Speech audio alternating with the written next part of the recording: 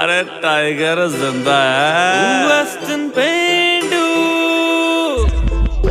हो केड़ी नी जट गेड़ा कट दे विच गड खाने दे ओ मर्दा दा कम मुछ झाड़ना स्टाइल ने कम जनाने दे